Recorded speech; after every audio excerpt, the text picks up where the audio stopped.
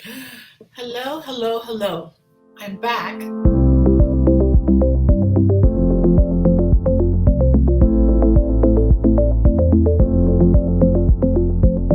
Now, who are the people who are high risk? Because the whole goal of what we're doing right now, which is called containment, is because we're trying to prevent infection from the people who are high risk, right? And so even though I may be healthy, even though I may have been infected but not having symptoms, and so I'm going to recover and be fine, the worry is the person who, when I say am, that's the figurative am, I do not have the infection. But if someone is infected, right, and they don't realize, and they're out there shopping, supermarket, touching things, coughing, just everywhere, they can spread this to people who actually are more vulnerable, people who are what we call high risk for going on to develop COVID-19, and those who are particularly at high risk for developing the worst form of COVID-19, which is what we call ARDS, Apple, Robert, David, Sam, ARDS, or acute respiratory distress syndrome, wherein the lungs become so diseased that they're not able to really work very well on their own, and these people end up in the intensive care unit requiring a ventilator to help them breathe.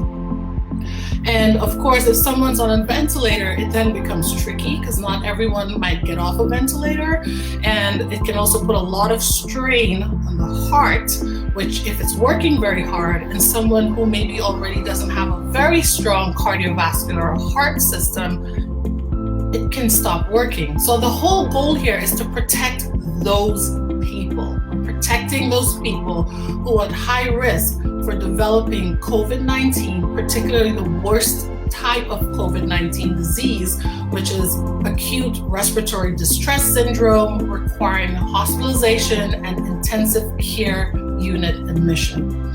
Now, so who is high risk? Like I said, so people who have underlying disease, you've probably heard that, underlying disease, and you're probably wondering, what exactly is underlying disease? Does that mean if I've been told I have high cholesterol, I'm at high risk? Or does it mean that if I've had gout, I'm at high risk? Well, underlying disease is one, but then there are layers, right? So one of the groups that we're especially worried about are patients who have what we call immunocompromised states, meaning patients for whom the immune system may not be working at its optimal best.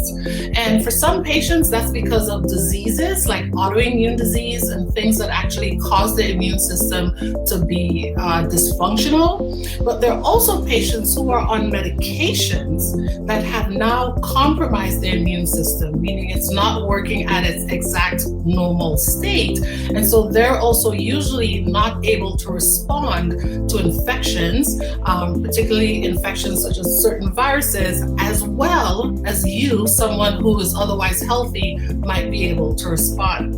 And so immunocompromised, like I said, can include people with autoimmune diseases that are not well controlled, those who are well controlled but being controlled by, say, chronic steroids, so those who need to be on steroids to help control their disease.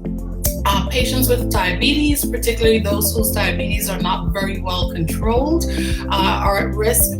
Those who perhaps have had a transplant. So if someone's had a kidney transplant or heart transplant, there are lots of transplants now, which is a good thing. We have that technology, and medically we've advanced to a place where we can do that. But for many patients, in order to keep their transplant working, they are on medications to prevent their own immune system from attacking the transplant. And so these are patients like that. Patients who are, for example, on dialysis, kidney disease, end-stage renal disease, they're at increased risk because the immune system is functioning differently.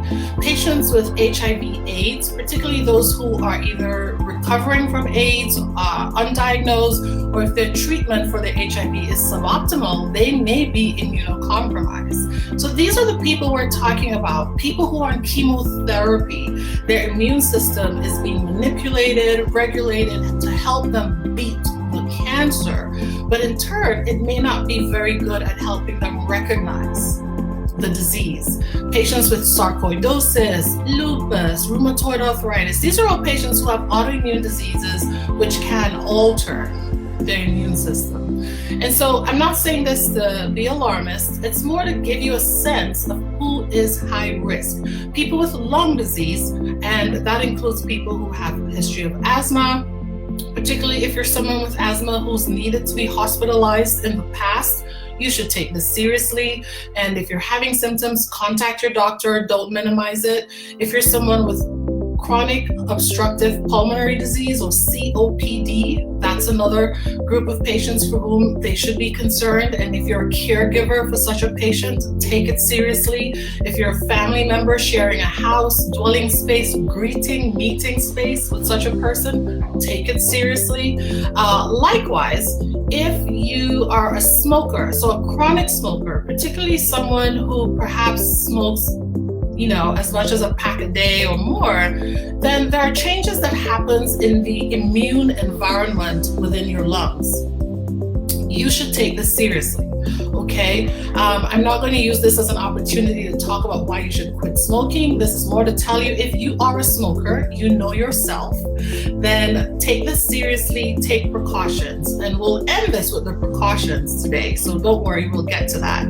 The first thing is really helping people understand coronavirus infection, and then COVID-19, and why we're trying to prevent coronavirus infection to help the people who are at highest risk of becoming patients afflicted with COVID-19 disease.